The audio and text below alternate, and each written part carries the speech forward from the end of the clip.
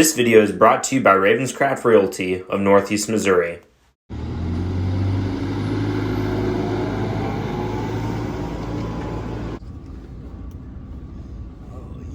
I respect the grind. They've been real quiet since you dropped that one. Goldinger Farms at church in Cologne, in Germany. This is a good time. Pretty sick. Yeah, it is. Here in Germany, it appears that they have all their corn planted and all their crops generally look good. In the first part of this video, the tractors that you saw there in that little town with the Alps in the background were hauling haylage or silage or something like that. It appeared that they were cutting and raking hay, or haylage as I guess it's called. Here's a wonderful looking field of barley. And you see there's some sprayer tracks here. That case tractor with an Amazon sprayer that drove by is probably what did this. So this looks pretty good. This is actually a decent sized field for here. Usually they're a lot more smaller and chopped up than this. Planted with an 8-row planter, and looks like they got a really good stand, and hopefully it's a healthy crop for them. This is day 8 of our trip. It's a 15-day trip, so no video from last week. I'm sure Dad may have videoed something for you. But we've been to 2 farms. One of them was a row crop only farm, and the other was a livestock and row crop combined. And it was very, very interesting to talk to actual German farmers and see how they do it. One thing I've noticed is that they have no erosion, none, and they farm straight up and down the hill. We're presently taking a little cart journey. He doesn't like this. I already did my time pedaling. It's pretty cool out here.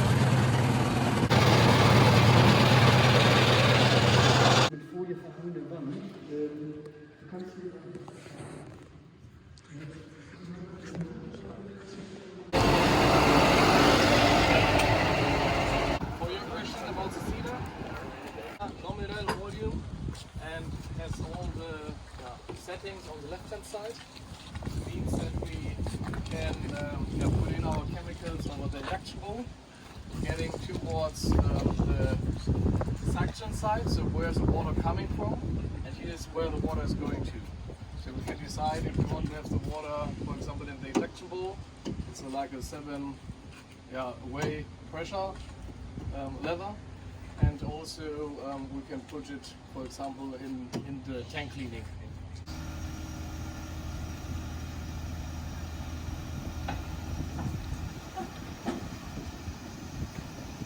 Calling flex folding, so the second boom is also folding when the first boom is not complete unfolded. So it's the same test track. This Amazon cedar here is half hoe drill and half coulter opened. That's pretty neat. I think they did that for testing purposes. Has very big tires, so. Today we are at the Mason. Are you making a video? No. Oh. Okay. Today we are at the. Today we are at. Can I be in that video? Thank you. What Today. Can I say it? Can I say it? Probably again a stupid question, but these are tanks in the rows, and it's different. I think this is the closest I've ever been to a Kloss tractor. On the back, you see also the sensor, how much RPM the roller has. And so if the roller got stuck, for example, or is blocked, then it will tell to the XC, to the robot. Here's a fertilizer unit and a planter with a rotary vertical tillage. Not a vacuum driven, but it blows air down here. And the meter is, I don't know, it's a high-speed meter, go 10 miles an hour, but it's much less complicated than John Deere's. Yeah, this place is pretty cool. Yeah, it is. It's so cool. Goldinger Farms. Yeah, it is. With the straw. You use the straw. This is one of Amazone's semi-deep tillage tools behind an autonomous tractor on a lowboy detached trailer with an insurance agent pulled by a Kloss tractor. This trip is with the University of Missouri Study Abroad program, and doing a lot of agriculture related things, but we're also doing some touristy stuff, like that's the Baltic Sea, and somewhere over there is Denmark, Finland, Norway, countries like that. And it's very cold right now, like 40 degrees in the water, but with a wetsuit on, it's not so bad. This is the last day of the trip. We're here in Berlin, the insurance man, and the rest of the guys on the trip. I'm gonna go check out some museums today. Holding our farm stands with Ukraine. The Reichstag. I just want to give a shout out to all the new friends I made in Germany over this trip. And if any of my new friends are watching, hello. The plane ride back from Germany to Newark was actually not too bad. It was 8.5 hours, but as soon as we got to Newark, flight to St. Louis got canceled. So ended up waiting 11 hours to get on a plane flying into Kansas City. And Dad came and picked me up at like 1:30 in the morning, and we slept in a hotel in Kansas City overnight. And now I'm here on the farm again. Feels good to be home. Ravenscraft Realty, boys, don't forget it. And Dad and Justin are getting ready to go plant some corn across the river. It's kind of windy, but I'm checking out my 30-inch beans, and these were the ones planted in April. Look all right. I'm pretty satisfied. My row shut-offs aren't working quite right, which is code for I should probably just stop at the end instead of doing it on the go. Very satisfying to see this. The 15-inch beans I planted the day before I left for Germany also look good. Rob's taking the backhoe down to the river bottom, and I'm gonna go pick him up here in a couple minutes. Well, it's only like 80 degrees today, so 6.0 might need the glow plugs. Okay, not bad. Hashtag 6.0 things. Rob and I are gonna drop off these tiles here, or these tubes, so that we can do some drainage work. We're putting these on 62-foot spacing so that plants will fit through it. All that does is take the water that's where Rob is standing and get it out to here without causing a whole lot of erosion. So these are like 15-ish foot sections of pipe. Link them all together, and we'll be able to get the water that pools out here, get it out of here without eroding any more of the bank of the field. And 2 years ago, I mean, there's a video of me working this field with some music. 2 years ago, Grandpa dipped out this ditch, and you could see him driving the track go back across the field. So I've been doing this YouTube for longer than I think. I'm not young anymore. Time to go to the People's Republic of Illinois once more. Dad is planting southeast of Hull at our new farms, and he's gonna need seed, so J-Dog and I are gonna bring his tender and park it somewhere so that he has enough seed to finish off the day. There's like 300 acres, and he thinks he can get it done today. He probably can, just a matter of how fast he wants to drive. Of course, that ground lays pretty well, so you can really get out and stretch the legs of the high-speed planter. Speaking of high speed, the road, like the corn, the plant spacing over here, excellent. Duh River, Duh Bridge, Duh Seed Tender. All in all, a good day on the farm. Mission partially accomplished. Railroad bridge is still for sale if anyone's interested. But I'm gonna get this 620 across the river, and then I gotta get on the road. When you're moving equipment like this, a boring day is a good day, because that means that nothing broke and nobody got hurt. So I hope I have a boring day.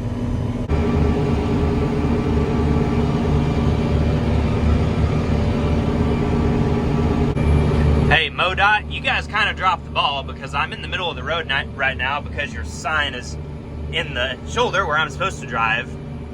Well, that sign says it's planting season, so watch for farm vehicles. Yeah, I have a bloody nose.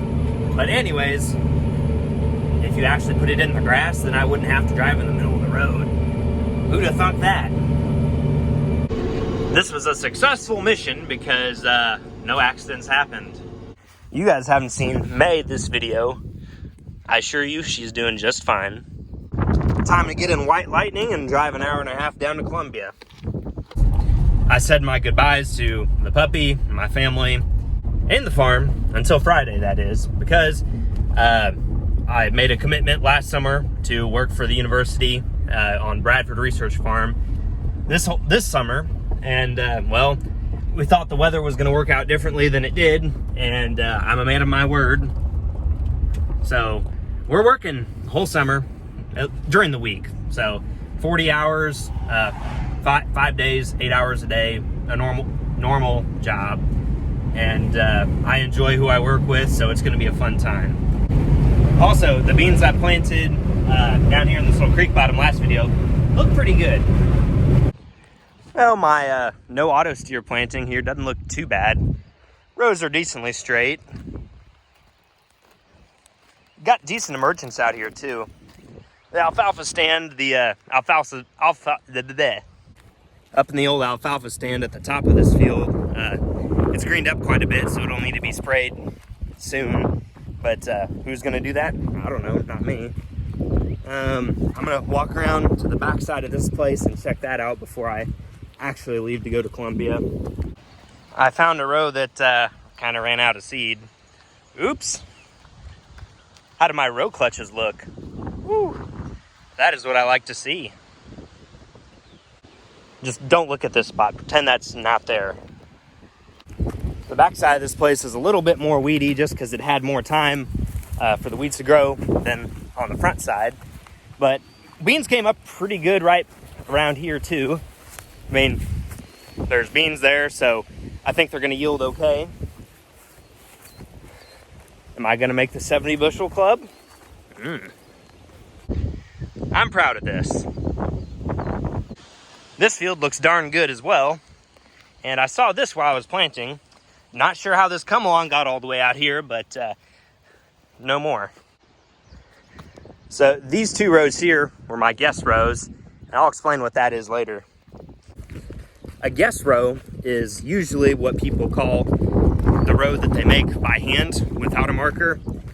And that happens because you can't put both markers down at the same time on a 7000 like you can on a later model planter like 1795. And beans are kind of thin right here. Anyways, usually the guest row is going to be a little wavy, and you correct it on the next pass with the marker. So, you know what? If the guest row is 25 inches, not that big of a deal. It's beans. Not going to matter a whole lot. So, I still think I did okay. My landlord's son split this field here. Half of it is going to be crop ground for me, and the other, I don't know, 5.5 acres here is an alfalfa mix for his cows, and that looks good as well. Minus the little uh-oh with the row unit running out of seed. I think it was row number 3, not number 1 like I said earlier. But other than that, I'm extremely proud to say that I planted this with 40/20 and a 7000. Feels good. I know it's been kind of a crazy video, and my uploading schedule got a little messed up since I was gone for 2 weeks. But we're over halfway done with planting total. Got 5 days of corn left, and then I don't know, like 3,000 acres of beans or something like that. But it should go pretty quickly. So that brings us to the end of the video. If you liked what you saw, you should subscribe. Stick around for some more, and like the video as well. For whatever unknown reason, that helps with YouTube's algorithm that no one actually knows the ins and outs of. And share it. I mean, chances are your grandma and grandpa, if they farmed, probably had something like what I have. So they may enjoy seeing a young man struggle and learn the hard way. But anyways, thanks for watching. Stay safe out there, guys. Catch you on the next one. Here we have an absolutely awesome Magnum and a 3500 Kinsey.